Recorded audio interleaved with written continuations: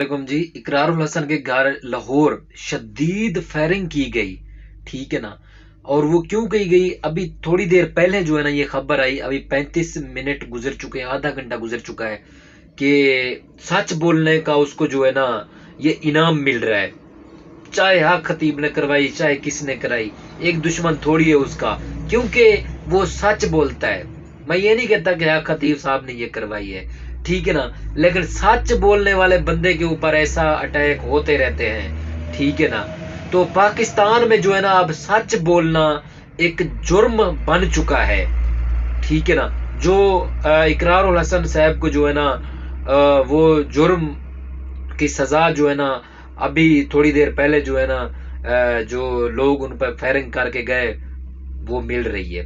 یہ پاکستان کا نظام ہے، ادارے سو رہے ہیں لسی پی کے، پولیس سو رہی ہے لسی پی کے، ٹھیک ہے نا۔ اللہ حافظ، فی امان اللہ۔